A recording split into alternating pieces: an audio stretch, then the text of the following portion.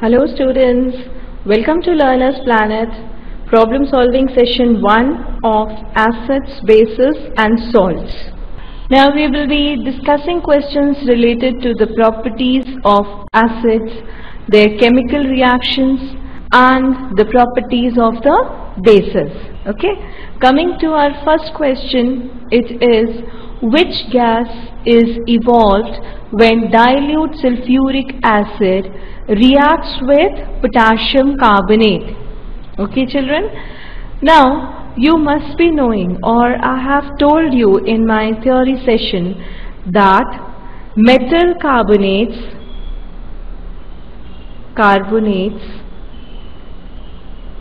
react with acids, forming what children? Do you remember?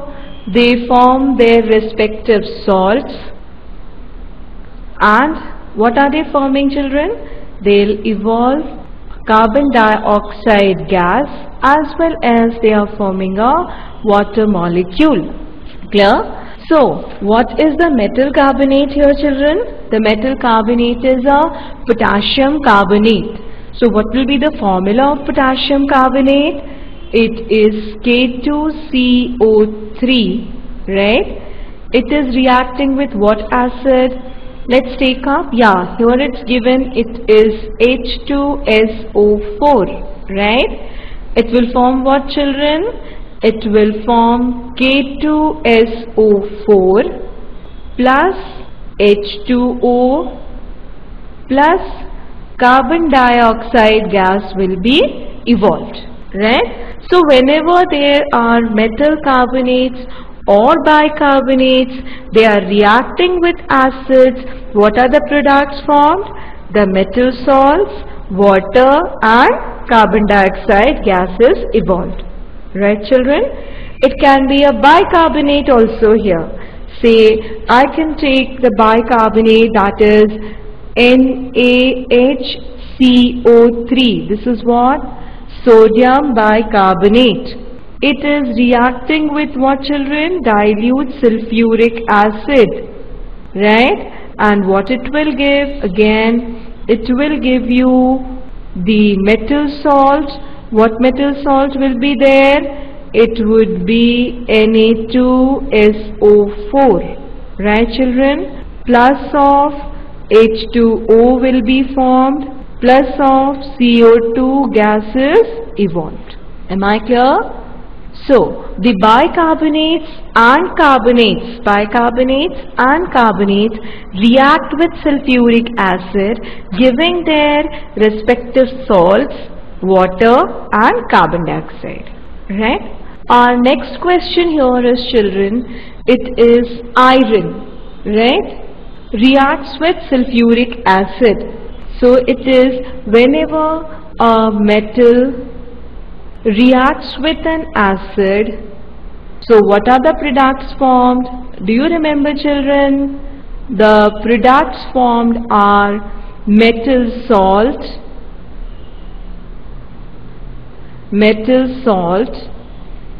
plus H2 gases evolved, right? Now what is the metal here children? It is iron, Fe, right? Plus it is reacting with what?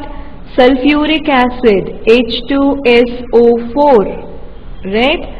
And what would be the products formed here?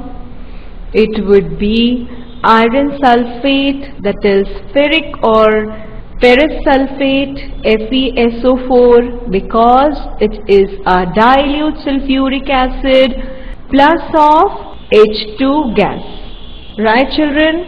You can take any of the metal here, like you can treat your copper or you can treat aluminium with sulfuric acid. You will get the respective salt and hydrogen gases evolved. Right? Now let's take up our next question children. Here it says, the only solution in which gold dissolves is, or the only solution which dissolves gold is. You know children, gold is the least reactive element, your silver, gold, platinum. They are least reactive element. Now your gold cannot be dissolved in concentrated sulfuric acid or even concentrated nitric acid. Am I clear? So gold gets dissolved only in one solution, that is called as aqua regia. Regia, R-E-G-I-A. Now what is aqua regia? It is a mixture of 1 part nitric acid, children, HNO3, and 3 parts of HCl, right? Both are what? Concentrated. Am I clear? Right? So this is aqua regia and it dissolves gold. Okay? You must have seen persons coming to home that will clean the gold jewelry. Then after that one knows ki okay, I have lost so much of gold to him.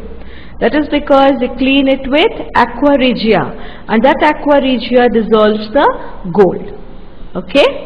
Now let's take up another question of this. What are the products formed when sodium hydroxide reacts with aluminium? So aluminium is a metal, right? What will be the products formed, children? See, I'll take sodium hydroxide, that is NaOH. Okay, this is reacting with what? It is reacting with aluminium, and it is forming what? What will be the products formed? It forms sodium aluminate, right? That is NaAlO2. This is what, children? This is sodium aluminate, right? Plus what is evolved here is, it is H2 gas, right? Now this equation, children, it takes place in the presence of water, right? Now I should also write here plus molecules of H2O. Okay, so what are the products formed? Sodium aluminate and hydrogen. This particular reaction is also used for the extraction of aluminium from bauxite. Bauxite is the ore of aluminium, right? And it is Al2O3 and 2H2O. What happens in this process is, children, your bauxite is treated with NaOH so that your sodium aluminate comes in a dissolved form. Then it is filtered so that the impurities of iron or chromium which are present along with bauxite get precipitated. Okay, because the other metals or iron or chromium are not reacting with sodium hydroxide, so they get precipitated and your sodium aluminate remains in the solution, right? Now in the next step, it is treated with aluminium hydroxide so that aluminium is precipitated. Okay, you remember this equation. Let's take up our next question, children. Yeah, write the chemically balanced equation for the reaction of sodium hydroxide with sulfuric acid. What type of reaction it would be, children? It would be a neutralization reaction, right? So in a neutralization reaction, what happens? The salt and water are formed. Clear? So let's write the products formed. It is sodium hydroxide, that is NaOH, right? It is reacting with H2SO4. Okay, what will be the products formed? The products formed would be a salt and water. Okay, so what would be the salt here, children? It would be Na2SO4 plus of H2O, right? So what is the name of this salt, children? It is sodium sulfate, right? And is water. Actually, neutralization is the reaction between H plus and OH minus ions, and they are forming what? They are forming water, that is H2O. Okay, so this is your answer. Now the second question reads like, sodium hydroxide reacts with silver nitrate. So it is sodium hydroxide, that is NaOH, and it is reacting with silver nitrate, AgNO3. Now here, what is more reactive, silver or sodium?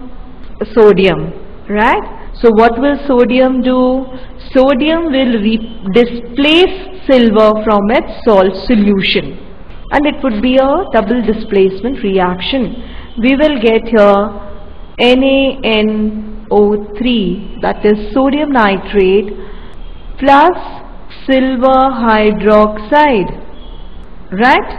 Now this, it should be AgOH, not AgOH2.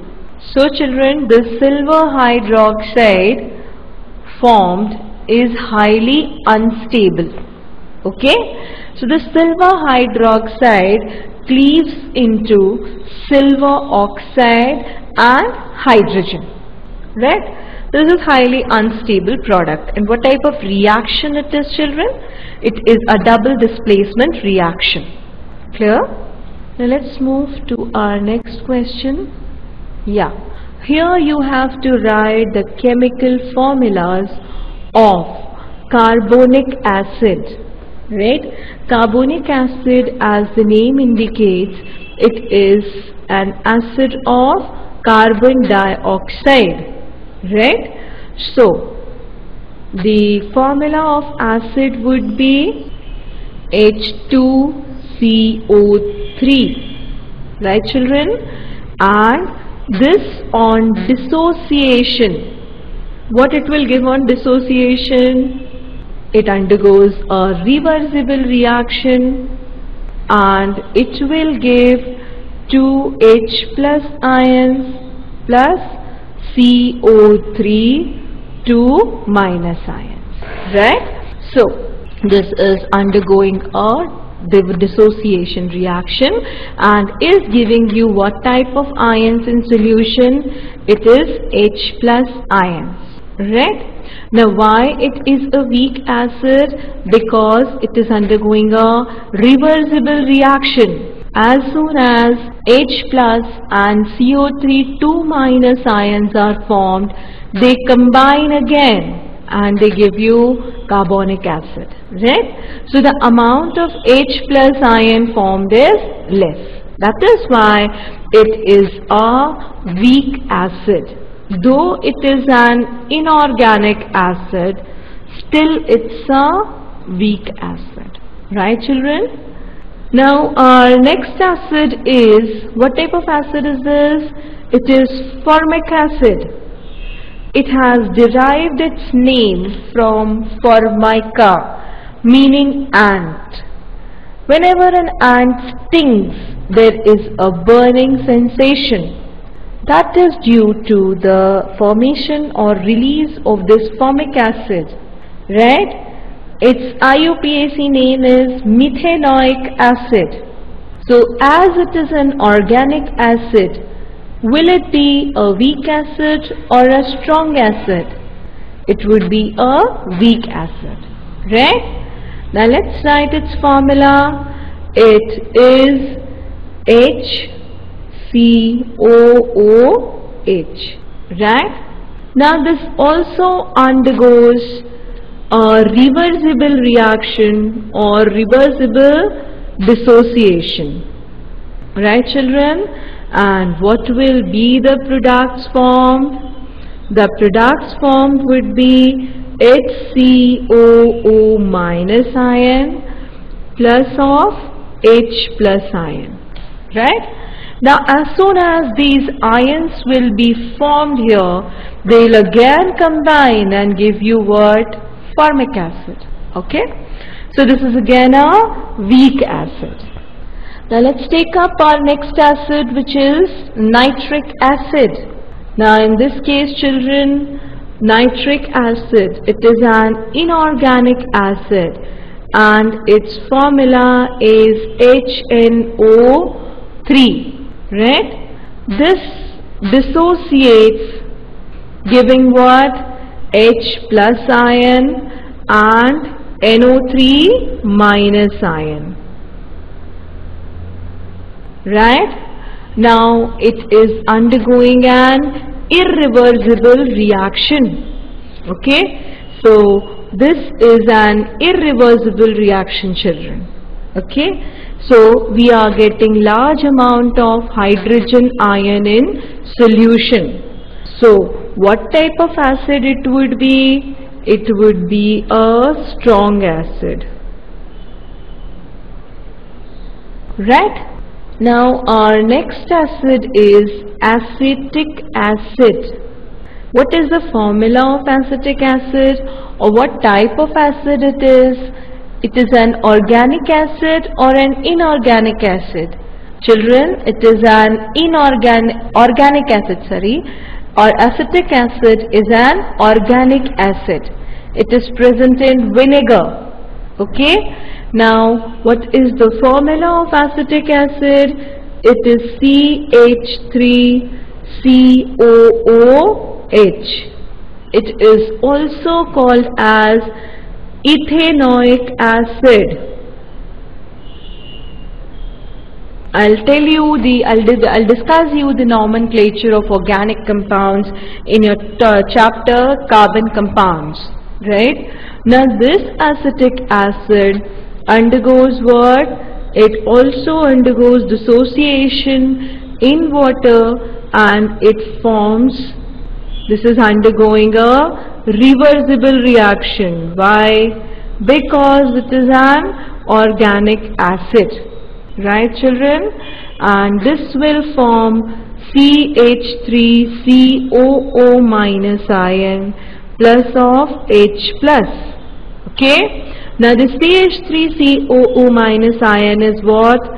Acetate ion. Right? Now children, as soon as this acetate ion and hydrogen ion are formed, they combine again and they form what? Acetic acid. Clear? So this is also an organic acid and it is a weak acid. Right? So what type of acid is ethanoic acid? It is a weak acid. Clear, children? Now what is the name of HCOO minus ion? It is formate ion. Clear?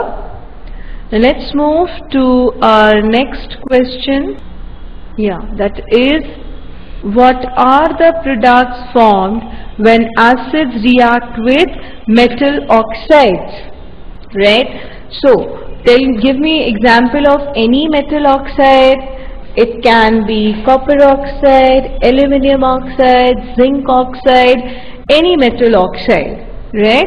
So what are the products formed when metals react with, or acids react with metal oxide? It is metal oxide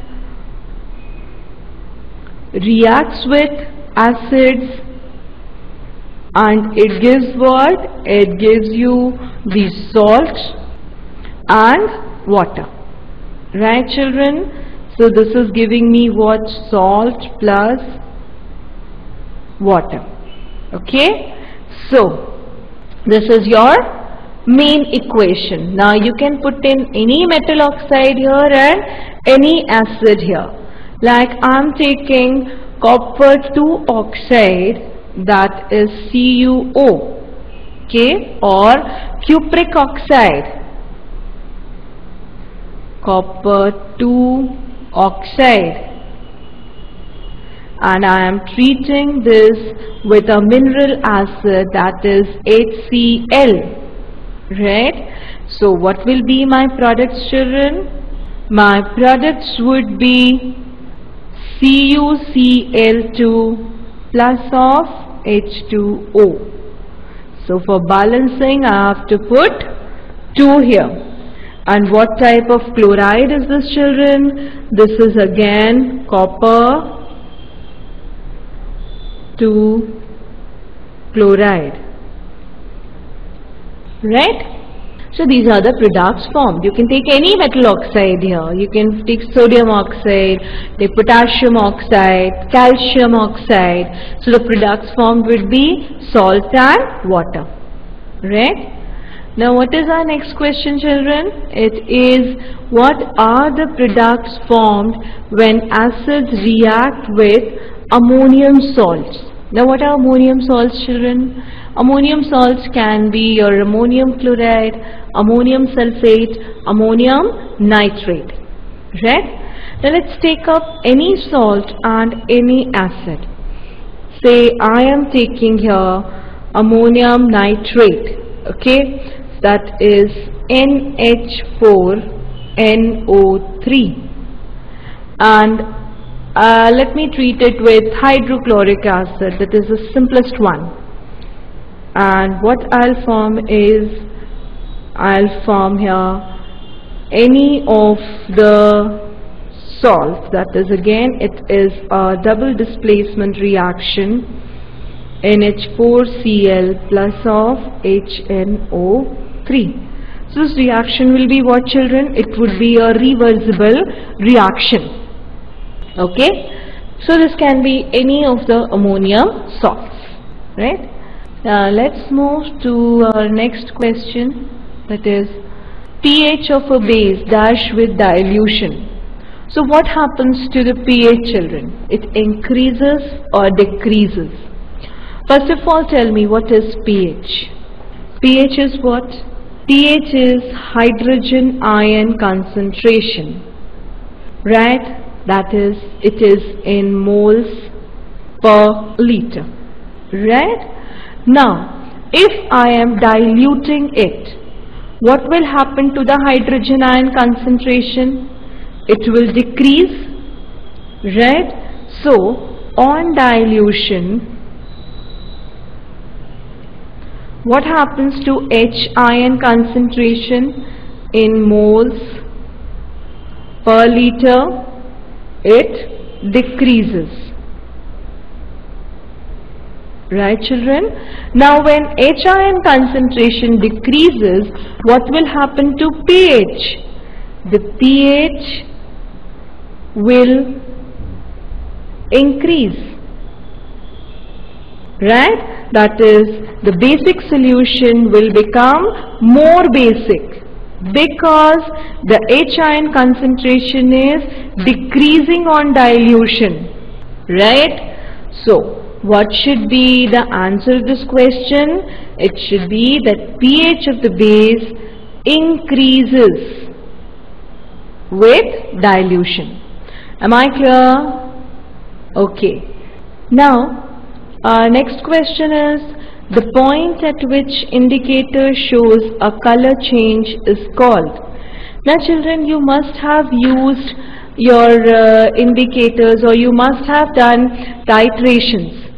Have you done titration? What is it? In that, the fixed amount of acid is added to some base, right? Just to find out the volume of acid which can neutralize a base. Okay.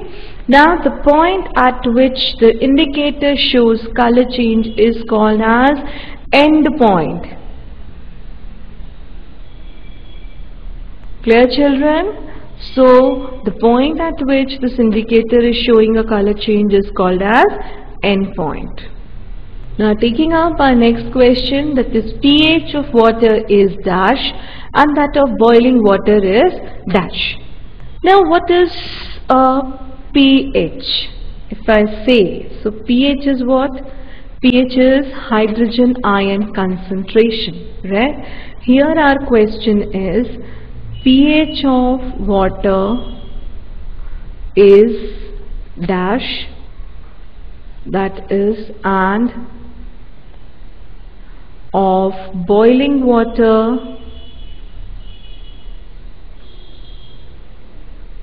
is dash, right? So what is it? Now pH of water I can write as it is the H ion concentration, right?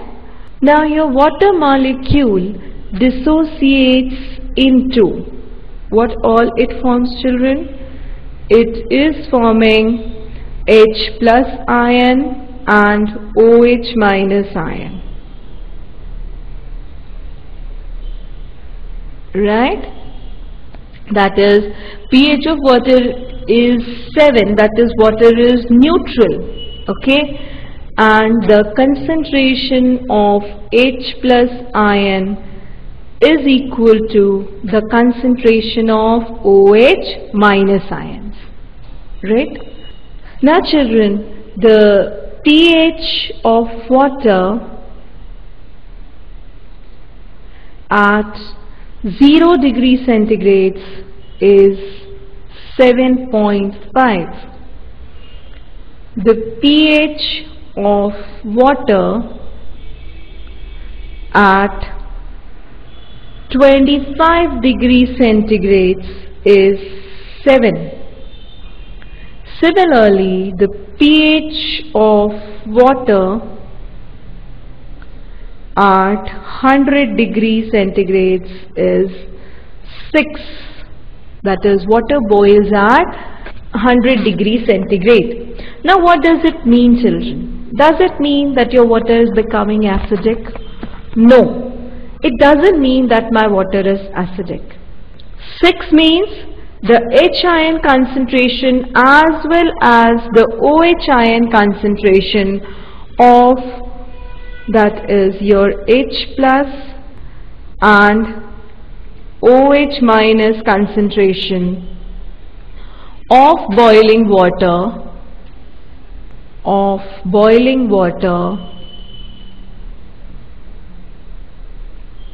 is 6. That is, H ion is always equal to OH minus ion. So this should be 6 and this should be 6. So remember one thing, that it doesn't mean if you are changing the pH or with boiling the pH is changed, it doesn't mean that your water becomes acidic or basic. Water remains neutral. The only thing is the H ion and OH ion concentration decreases. Clear, children? So now I'll conclude this class. In our next session, we will solve few more questions on the properties and reactions of acids and bases. Okay?